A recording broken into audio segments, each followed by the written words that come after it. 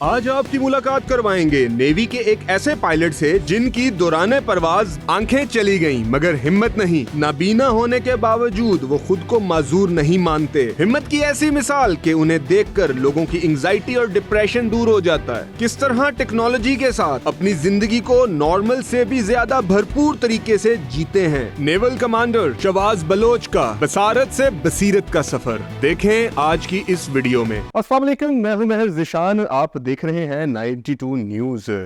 हालात के कदमों में कलंदर नहीं गिरता, टूटे भी जो तारा तो जमीन पर नहीं गिरता। गिरते हैं बड़े शौक से दरिया समंदर में, मगर समंदर किसी दरिया में नहीं गिरता।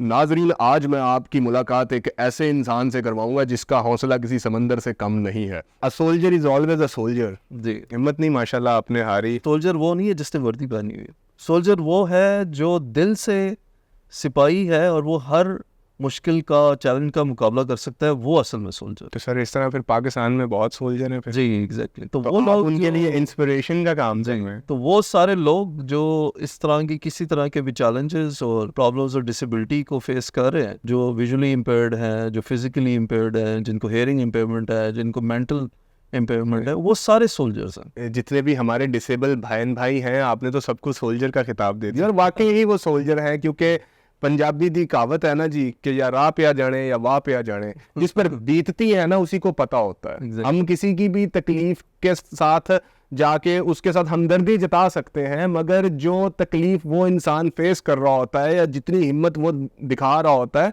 वो उसी का ही काम है। वो हमारी हिम्मत नहीं है उतनी। अल्लाह ताला आपके लिए आसानियां पैदा करे और हमारे जितने बहन भाई किसी भी डिसेबिलिटी से गुजरते हैं, अल्लाह ताला उनके लिए आसानियां पैदा करे। हाँ। और हमें ये चाहिए कि जितने भी ऐसे सोल्जर्स हमारे साथ हैं, हम अपने सोल्जर्स के साथ कंधे से कंधा मिलाएं, हम उनके साथ मोहब्बत से पेश आएं और उनकी हिम्मत ना तोड़ें। वो बड़ी मुश्किल से हिम्मत इकट्ठी करके अपनी ज़िंदगी चला रहे होते हैं। सर मुझे अब ये अपनी रूटीन बताएं। पहले तो उठ के मैं राइट साइड पे देखता हूँ अपने चप्पलों को, जो मुझे पता होता है कि कहाँ है, वो मैं फील करता हूँ। और उसके बाद अब ये वो प्रोसेस है जो अब इतना तेज़ हो चुका है कि इसको एक्सप्लेन करने की भी ज़रूरत नहीं पड़ती। उसके बाद मैं वॉशरूम जाता हूँ नॉर्मली, और उसी तरह अपनी लाइट्स ऑन करके और सीधा टूथब्रश और सारा कुछ बाथरूम में जाके आप लाइट्स क्यों ऑन करते हैं? लाइट्स इसलिए ऑन करता हूँ कि I feel my self normal. मैं नहीं समझता कि मैं ब्लाइंड हूँ। तो ये चीज़ मुझे बड़ा फैसिनेट मोटिवेट करती है कि मैं ब्लाइंड नहीं हूँ, तो मैं नॉर्मल तरीके से अब जा रहा हूँ। जब आप स्विच ऑन करते हैं वो क्लिक की आवाज़ आती है, तो उस आवाज़ से आप ये महसूस करते हैं कि ओके लाइट चल रही है, लाइट आ गई है। और उसके साथ साथ सेटिस्फेक्शन देखती है कि only one sensor is damage, every sensor, rest all the sensors are working.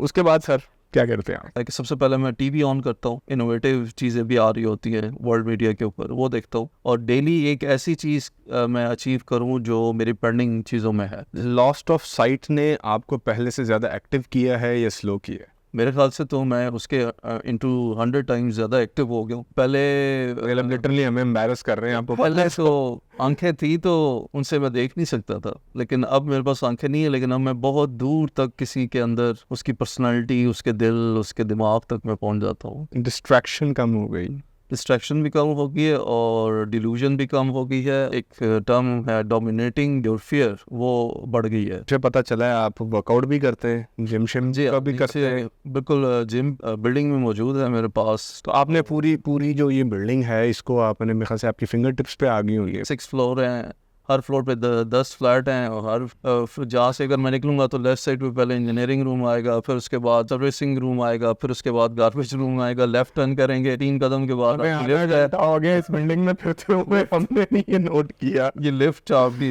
Left पे 2 लिफ्ट्स हैं, इसके फ्रंट पे 2 लिफ्ट्स हैं। आप बटन दबाएंगे, कार्ड स्वैप करेंगे। मैंने कसम से एक लिफ्ट देखी है। इट्स मेरे ख्याल से it's all about focus. It's all about focus. आपके अंदर जिस वक्त फोकस का बटन दब जाएगा, वो उस वक्त आप समझ लें कि आपका ब्रेन ऑन हो गया है, और आपके ब्रेन की कैपेसिटी भी बढ़ जाती है, आपके ब्रेन की कैपेबिलिटी बढ़ जाती है। And when you start focusing, then you start achieving the things, and you start doing and then achieving the things. सिर्फ सेंस करना है। सर जब भी कोई दरवाजा बंद होता है तो एक खिड़की जरूर खुलती है। जी, ये एक लाइफ लेसन है, मेरे लिए भी है, हमारे नाजरीन के लिए भी होगा, कि जब भी जिंदगी में कोई दरवाजा बंद होगा ना तो एक खिड़की जरूर खुलेगी। तो जरा फोकस करना होगा आपको कि वो खिड़की कहाँ खुल रही है। मुझे सबसे पहले जो सबसे बड़ी क्यूरियोसिटी थी कि मैंने जब आपको मैसेजेस किए हैं कि सर मैं आपसे मिलना चाहता हूँ, मैं तो मुझे लगा था कि किसी असिस्टेंट के साथ मैं बात करूंगा, तो सारे आपने जवाब भी मुझे दिए, मैसेजेस भी आपने मुझे किए, खुद से ही आपने हैंडल किया, तो मुझे वो दिखाएं कैसे किया। जी हाँ, वो ये जैसे आपकी चैट, मैं आपकी सबसे पहले व्हाट्सएप निकालूंगा, मैं ज़िशान का नाम आ गया, I am on my way, last message था जी लास्ट मैसेज मेरा यही था, ठीक है, टाइम भी बताया। नहीं चले मोबाइल का तो सिस्टम आपके मोबाइल AI टेक्नोलॉजी आपको बता देती है, जी तो घर में आप किस तरह वॉक इन वगैरह करते हैं? याद किए हुए स्टेप्स और उसके साथ साथ रेफरेंस पॉइंट्स होते हैं, टच आप करते हैं तो आपको पता चल जाता है अभी घर में आप किस जगह पे अलग। मुझे ये पता चला था कि देयर इज़ अ पर्सन जिसकी साइट नहीं है, जिसकी आंखें नहीं है, मगर वो बुक पढ़ लेते हैं। जी, तो ये क्या साइंस है सर, ये क्या तरीका निकाला है आपने, हमें ही बता। एक डिवाइस है और के माई आई डिवाइस, और इस मोबाइल में भी काफ़ी ऐप्स हैं जो इसको स्कैन कर लेती हैं किताब को। जैसे अगर फर्स्ट के मैं इसको भी ऑन करूंगा, ये और के my device is for the visually impaired people, recognise करना चीज़ों को, करेंसी रिकग्नाइज करना, रीडिंग सबसे बड़ा जो टास्क है इसमें, चेहरों को पहचानना, ठीक है, वो ये सारे ये चेहरों को भी पहचान देती है डिवाइस। एक दफ़ा जिस चेहरे को ये कर ले उसके साथ फिर रिकग्निशन आप करवाते हैं। अब ये वो डिवाइस है जिसने आपके कानों को आपकी आंखें बना दी है। जी बिल्कुल, ये बेसिकली अब ये बता रही है कि कॉपीराइट का पेज पड़ा है उसने और सारे अभी पूरा करके ही छोड़ेगी अपनी बात। ऐसी ऑनेस्ट असिस्टेंट है कि पूरी बात करके छोड़ती है। You have the power to speak. कभी आपने ये नहीं सोचा कि आप आवाज़ बन जाए सर ऐसे लोगों की, जिनको के जो पाकिस्तान के अंदर जो ज़्यादातर नाबीना लोग हैं वो नाबीना के साथ साथ माजरत के साथ गूंगे भी हैं, उनकी आवाज़ नहीं पहुंच पाती, तो हो सकता है अल्लाह ताला ने आपको ये टास्क दिया हो सर। मैं सबकी आवाज़ बनने जा रहा हूँ और उसके लिए मैंने पहला जो स्टेप लिया था वो स्कूल ऑफ मोटिवेशन अपना इदारा बनाया था। अब एक NGO बना रहा हूँ मे डे वेलफेयर फाउंडेशन के नाम से, इंशाल्लाह वो मे डे का मतलब है ये टर्म यूज होती है ना सर, वही ना, once a soldier is always a soldier. जब आप किसी भी क्राइसिस में होते हैं, किसी इमरजेंसी में होते हैं, तो आप एक कॉल देते हैं ट्रांसमिशन रेडियो के ऊपर, अगर आप समंदर में हैं, चाहे हवा में हैं, चाहे आप एरोप्लेन में हैं, शिप पे, कि जी हम दिस इज़ मेडे हमें बचाओ।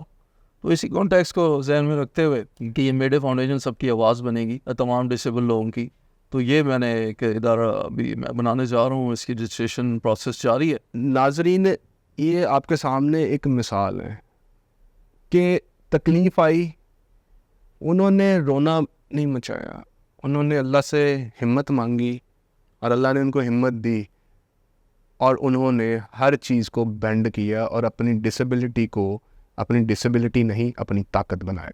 इसी के साथ महर ज़िशान को दीजिएगा इजाज़त, अपना बहुत ख्याल रखिएगा। अल्लाह हाफ़िज़।